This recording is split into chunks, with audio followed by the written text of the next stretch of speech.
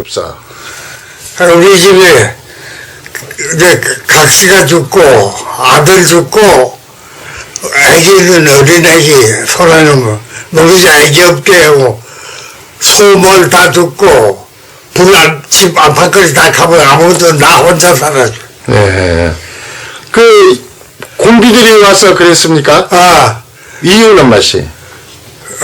공비들이 왜 그렇게 밤중에 오니까 네. 난 그때 어디가 술 먹은 네. 던짐이 술 취해 잡으면 되고 네. 집에서 뭣도 모르고 가만히 있는 자는지만 냉중에 먼저 칼로 다 찔러 죽여 난 불지도 보거라. 네.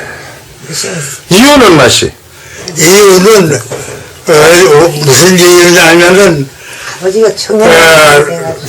내가 청년 남장이랬죠. 월면. 예. 월면 청년 남장을 했는데 그때 저 누구고 도지사가 외도 사람 김모씨라는 처음 도지사 그 양반이 그때 월면 면장도 그 못에 끌려가지고 지적 가불고 부면장도 가불고 하니까 날 불러서 말하기를 한청 단장이 임시라도 결정 임시라 그 말 들어놓은 뒷날 그 정부가 한해 올라간 말. 4월 7일 날 네. 서울 사단사건이다가 제주 사건이 발생을 했으면 서울 사회 발생인데 네. 조지지서는 4월 7일 날에다가 시제가 갔어요. 4월 7일 날. 네. 그리고 그 다음에는 이제 다 보니까 이제 응원대도 오고 전전해가지고 하다가 5월 13일. 네. 5월 13일 12세에다가 조지부라에 수사하는 거라. 네. 재산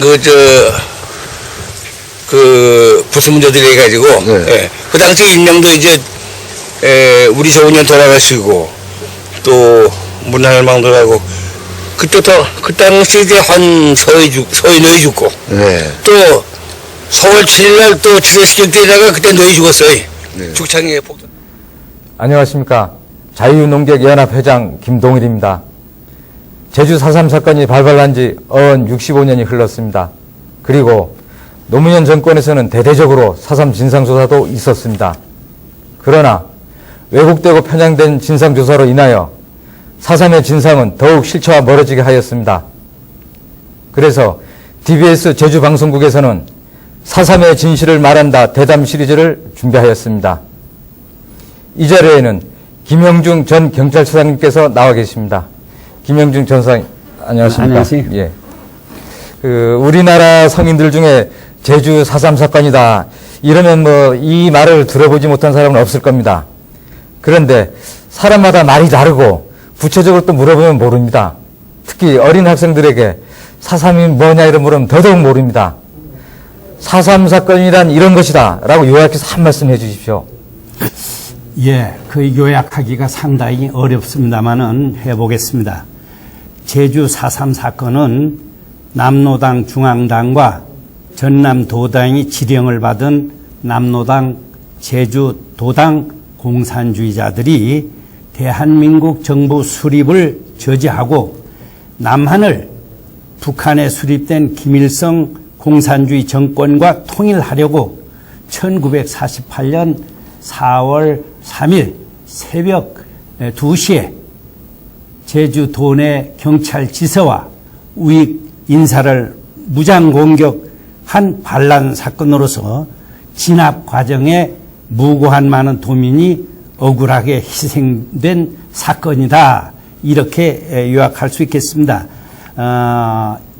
이것을 두 가지 측면에서 봐야 된다고 주장을 하고 있는데, 첫째는 대한민국 건국을 저지하기 위한 남로당이 무장 반란이다. 그래서 공산 통일하자는 것이었다 하는 것이고, 두 번째는 진압 과정에서 과잉 진압으로 대량 인명 피해가 발생한 사건이다. 억울한 희생자가 많이 발생한 사건이다 하는 것으로 요약될 수 있겠습니다. 네. 그러나 이 서장님의 이견에 정면 반대해서 민중항쟁이다 또는 뭐 경찰 서청에 탄압해서 거기에 대한 저항이다 이렇게 주장하는 사람들도 참 많이 있습니다만은. 예, 그런 사람 많습니다. 대한민국은 헌법상 양심이 자유가 있는 나라이니까 4.3을 어떻게 보느냐 하는 문제는 자유입니다. 그렇지만 4.3은 6.25 전쟁 다음 가는 많은 인명피해를 낸 제주도 비극인데 그 현장에서 당시 정부 측에 있었던 사람, 그 유족, 그들을 지지하는 사람, 그 반대편에 있던 사람, 그 유족, 또 그들을 지지하는 사람, 이 모든 사람이 입장이 각각 다르고 현재 남북이 첨예하게 대립하고 있는 현실 때문에 각자 생각이 다릅니다. 또 개인의 역사관이나 국가관이 다르고 그에 대한 이견이 다르기 때문에 여러 가지 얘기가 나오고 있습니다. 그러나 정확한 정의를 내린다면 공산주의자들이 대한민국 건국을 결사 반대한 무장 반란이라는 사삼의 외형만을 보자면 총기를 들고 일어난 폭동이 맞기는 합니다만은 왜 성격을 빼고 이름만을 붙일 때 제주 4.3 사건이라고 해야 되는지 이거에 대해서 간단히 설명 좀 해 주십시오. 예. 4.3 사건에 대한 특별법이 이름이 제주 4.3 사건 진상규명 및 희생자 명예회복에 관한 특별법입니다. 그 처음 시작이 제주 4.3 사건이고 이 법에 의해서 조직된 특별위원회 명칭도 제주 4.3 사건 진상규명 및 희생자 명예회복위원회, 또 법에 의해서 그 제2조에 보면은 정의가 나와 있는데 거기에도 4.3 사건이라 하면 이런 식으로 나왔고 또 정부에서 발간한 정부 보고서도 제주 4.3 사건 진상조사 보고서 일이 나왔기 때문에 제주 4.3 사건으로 붙이는 이름이 맞다 이거고 또 4.3 사건이 발발한 이후에 60년 동안 우리 도민이 전부 제주 4.3 사건년 동안 우리 도민이 전부 제주 4.3 사건이라고 불러왔습니다. 그래서 4.3 반란이다, 4.3 항쟁이다 이거에 대한 가치 중립적인 의미도 있고 해서 이름만 붙일 때는 제주 4.3 사건이라고 해야 맞다. 저는 그렇게 보고 있습니다. 네. 잘 알겠습니다. 그러면 이제는 4.3의 성격에 대해서 질문하겠습니다. 4.3 사건의 성격은 어떻게 보고 계십니까? 예. 이 4.3 성격이 4.3을 설명하는데 가장 핵심적이고 본질입니다. 그래서 저는 제주 4.3 사건이라고 하는 것은 처음에 요약할 때도 간단히 말씀을 드렸습니다만은 남로당이 대한민국을 건국하지 못하게 무장으로 공격한 반란 사건이다. 이렇게 단정 짓고 있습니다. 네. 김영주 선생님께서는 4.3 사건은 반란 사건이다. 대한민국을 건국 반대하기 위한 4.3 폭동이다. 이렇게 말씀을 하시는데. 네. 4.3 사건 진상 보고서는 4.3 성격이 어떻게 규정되어 있습니까? 거기는 참 말이 많던데요. 예. 그 말 많습니다. 그걸 당연히 그 성격 규정을 해놓고 전개가 돼야 되는데, 이것이 어떻게 됐냐면, 그 국무총리 고건 그 위원장이 제주 4.3 사건 전체에 대한 성격이나 역사적 평가를 내리지 않았습니다. 해놓고, 이는 후세 사가들이 몫이라고 생각합니다. 라고 이걸 후세에 밀어버렸습니다. 그래서 보고서 자체가 반쪽짜리 보고서가 됐고 분쟁이 불씨를 남겨놓았습니다. 당시 지필진이나 4.3 특위 위원들이나 얼마나 무책임했느냐를 이제 반증하는 결과고 그때 당시 이 4.3 민중항쟁으로 성격을 명시해 놓았을 겁니다. 그런데 아무리 종북이고 좌파고 그런 정권이라고 하더라도 민중항쟁이 아니기 때문에 그 말을 못 쓰고 후세에 넘겼던 것입니다. 그렇다면 4.3 사건 진상 보고서에는 이 4.3의 평가는 역사가들, 후세 역사가들의 몫이다 이렇게 규정을 해놓았는데 이 일부 정치가들이나 역사가들이 민중항쟁이다 이렇게 뭐 주장하는 사람들이 많은데 이 사장님 의견에 이 반대하는 의견도 만만치 않은 걸로 알고 있습니다. 예, 그 상당히 많이 있습니다. 주로 이 민중항쟁론자들이 그런 논리를 펴는데 그것은 억지입니다. 지난번 3월 26일 날 동아방송 주최 4.3 토론회에서 보셨지 않습니까? 논리적으로 밀리니까 욕설을 하고 또 멱살잡이를 했지 않습니까?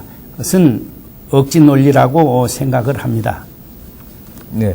아까 사장님께서는 4.3은 반란이다, 반란 사건이다 이렇게 말씀을 하셨는데 반란인 사건이라는 구체적 근거들을 설명 좀 해주십시오. 예, 그런 게 많이 있습니다. 간단히 이제 몇 개만 설명을 드리겠습니다. 4.3을 누가 일으켰냐? 남노당이 일으켰죠. 그 남노당의 총책임자가 누구냐? 김달삼입니다. 또 그 사람은 인민해방군, 인민유격대 총사령관을 역임한 사람이죠. 그 김달삼이 후임으로 인민유격대 총사령관을 했던 이덕구가 있습니다. 이 두 사람의 행적을 보면 4.3이 성격이라는 것은 아주 쉽게 이해할 수 있습니다. 첫 번째로 그 사람들이 뭘 했느냐? 대한민국 건국을 반대하기 위해서 조직한 남노당 인민유격대 사령관이었다.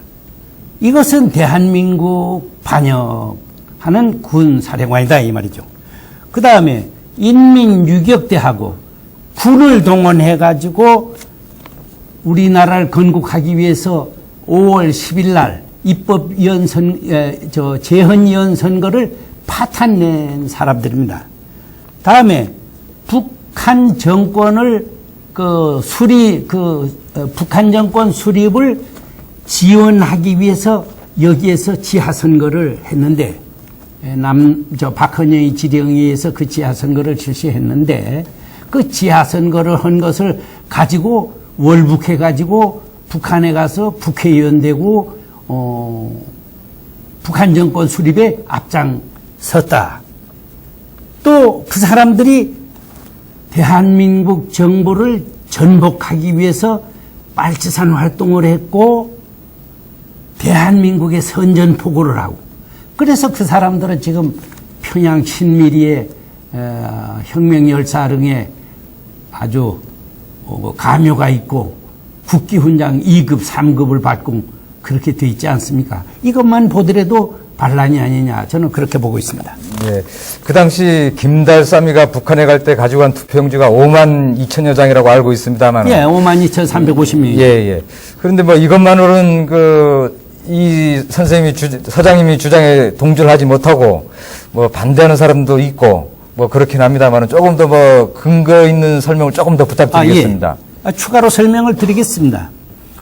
김대중 대통령이 1998년 11월 23일 날 CNN 거기 그 문답 아시아 프로그램에 출연해가지고 제주 4.3은 공산당이 폭동으로 일어났지만 억울하게 죽은 사람이 많으니 진실을 밝혀 누명을 벗겨줘야 한다. 이렇게 말씀했습니다. 이 대통령이 4.3은 항쟁이 아니고 폭동이다. 전 세계의 성격 규정을 공식적으로 내린 것입니다. 김대중 대통령은 우익 보수 인사가 아닙니다. 젊었을 때 좌익 활동을 했다는 것은 천하가 다 아는 사실이고 또 김대중 대통령보다 책을 많이 읽은 사람이 어디 있습니까? 아주 박학다식한 사람이 내린 결론입니다. 그리고 4.3 특별법을 공포 시행한 대통령입니다.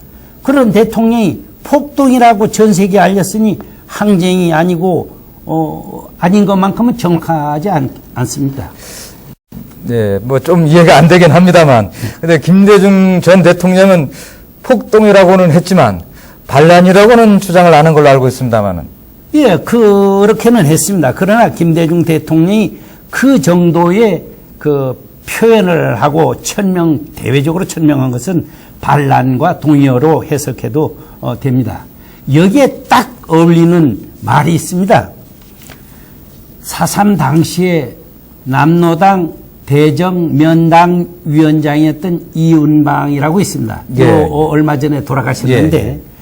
그 사람이 한 얘기가 뭐냐면 4.3 주동자는 빨갱이로 봐야지 최종 목적은 공산주의니까 그들이 우선 목적은 통일조국 건설이라고 말했습니다.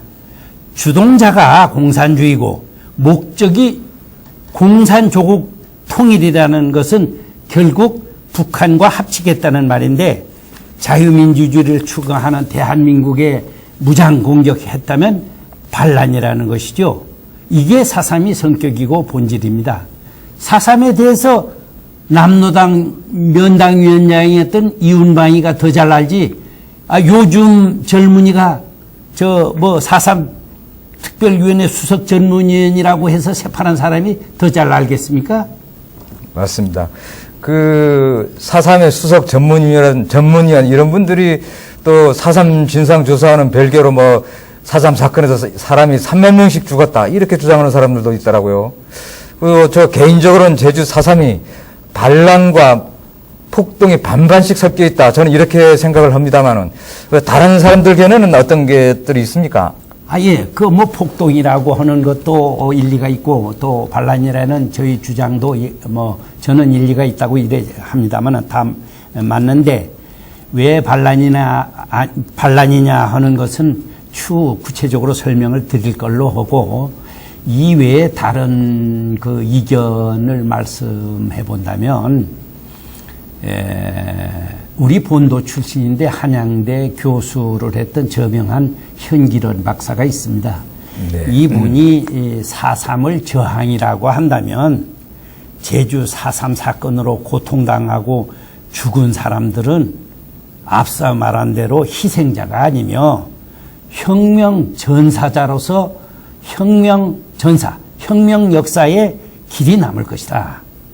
그러기에 이들은 대한민국 정부로부터 사과를 받을 수도 없으며 위로의 차원에서 공원 건립도 의미가 없다. 만약 그 사태에 변을 당한 사람들이 저항 대열에서 그 어려운 싸움을 결행했다면 그들은 대한민국 정부가 제정한 보상법에 의해서 위로받고 위령제를 받는 것을 원치 않을 것이다. 이렇게 말씀을 했고요.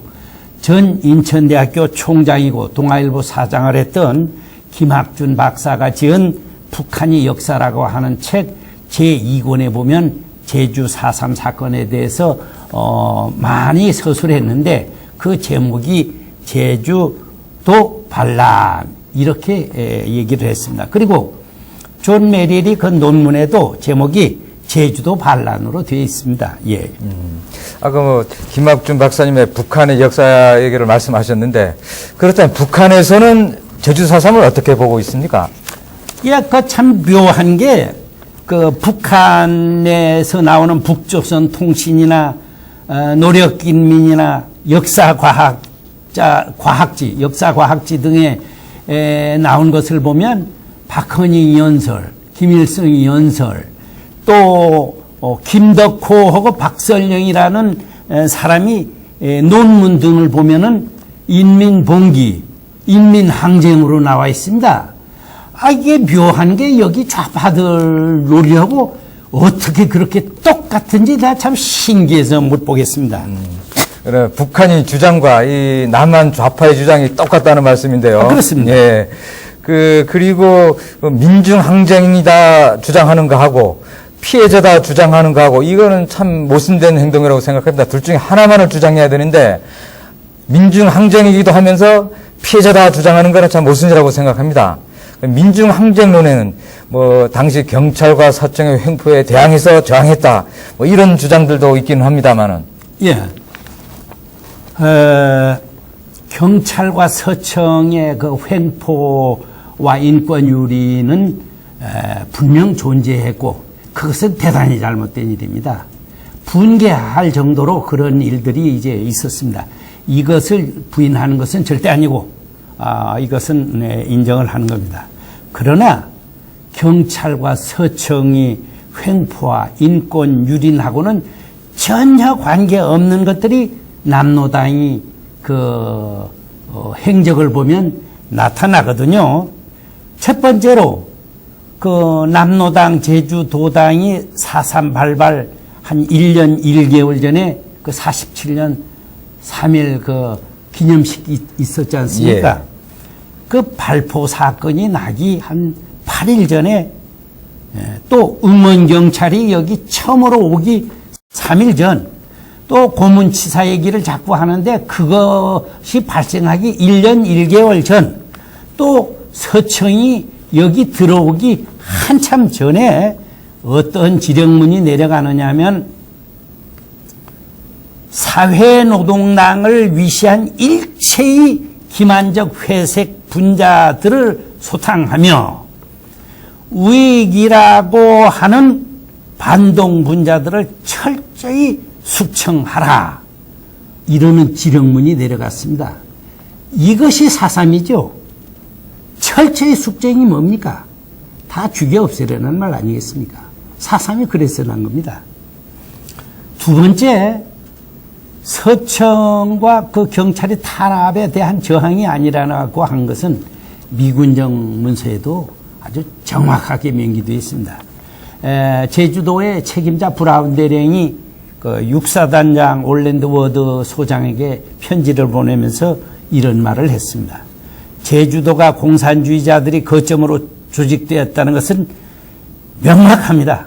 공산주의자들이 계획에 비하면 경찰의 잔악성과 비효율적인 정부도 원인이었지만, 그래서 경찰의 잔악성도 인정했습니다만 원인이었지만 본도에 대한 공산주의자들이 계획에 비하면 지엽적인 원인입니다. 이렇게 나와 있죠. 4.3 폭동의 주력군은 이 남로당 민청 세력이었습니다만은, 예.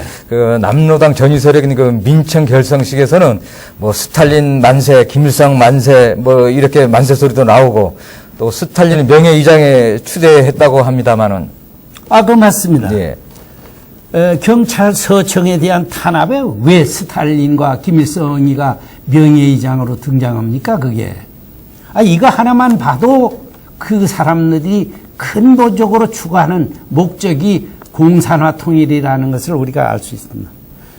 또 경찰 서청이 탄압이라면 경찰 서청에 대한 공격을 해야지, 그와 아무런 관계없는 순수한 민간인을 잔인하게 살상한 것을 무엇이라고 변명할 것입니까?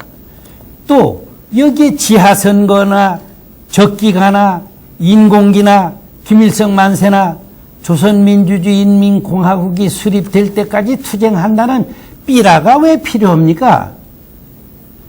결론은 뭐냐면 경찰 서청이 탄압을 명분으로 그런 걸 구실로 공산 통일하자는 뜻에서 무장 공격을 한 것이 4.3입니다.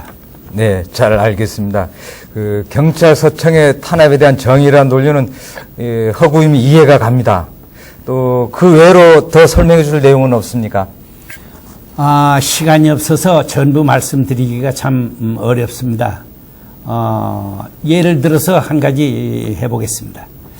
남로당 인민유격대 사령관이 이덕구인데, 여수 순천 반란 사건이 난 직후에 이 이덕구 사령관이 대한민국 정부에 대해서 선전포고를 했습니다. 그것이 1948년 10월 24일 날입니다. 대한민국에 선전포고하는 것은 그것은 대한민국 관역행위로서 반란이라고 할 수 있겠습니다. 다음에 그 여수 순천 반란 사건이 일어나니까 이때다. 여기에서 들고 일어나면은 일이 될 것 같아 해가지고 10월 24일 날 남로당 제주도당 구국투쟁위원회라는 것을 해체하고 월평리에서 소련식으로 혁명투쟁위원회로 개편했습니다. 그래서 그 이덕구가 선전포고 하게 된 거죠. 네. 그리고 그 당시에 인민군 지원 환영회를 조직했다 이런 말도 있습니다만은.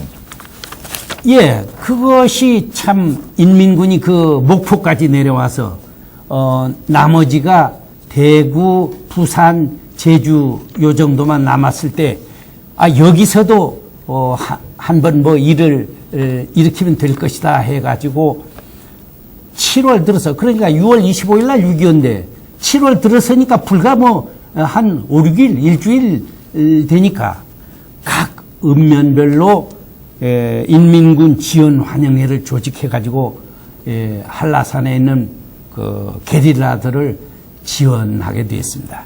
그 대표적인 일이 50년 7월 25일 날 중문면 하원리를 습격해가지고 아주 많은 인원수가 습격해가지고 가옥을 99동을 불태웠습니다. 그래서 그때 당시 경찰 당국은 이거 제주도에 인민군이 상륙했지 않느냐 이렇게 깜짝 놀라서 그걸 진압하고 조사해 보니까 이 인민군 지원 환영회의 지원을 받은 게리라들이 거기를 습격하게 된 것입니다. 그런 것들을 보면 4.3 사건은 항쟁이 아니다 하는 것을 알 수가 있습니다. 그리고 또 한 가지 좀 네. 알아볼 것은 항쟁이라고 한다면 우리가 안중근 이사처럼 이 사람을 많이 내세워야 되지 않겠습니까? 선전하고. 그런데 지금 그 희생자 명단에 김달삼, 이덕구가 없습니다. 그것은 뭐냐? 항쟁이 아니라는 거죠. 주모자가 거기에 없다는 것은. 또 하나는 묘한 게 그 4.3 기록을 업무상 그 취득한 비밀을 누설을 했다는 건 2년 징역갑니다. 왜 그걸 선전하고 공개하고 해가지고 항쟁이라면 그걸 해야지 왜 그것을 그냥 감추고 입을 틀어막고 그렇습니까? 그것은 그 사람들이 지고지순하지 않고 정정당당하지 않고 감추고 싶은 뭐가 있었기 때문에 그렇게 감추는 거 아니겠습니까? 그것만 봐도 항쟁이 아니고 반란이다. 저는 이렇게 보고 있습니다. 4.3 폭동이 발발했던 1948년은 아시아 폭동의 해였습니다. 말레이시아에서, 인도네시아에서, 필리핀에서, 버마에서 전부 48년에 공산 폭동이 있었습니다. 그렇다면 왜 1948년에 이렇게 공산 폭동이 많았을까요? 그것은 소련이 국제공산주의라는 기치를 내걸고 공산주의 수출에 나서고 있었기 때문입니다.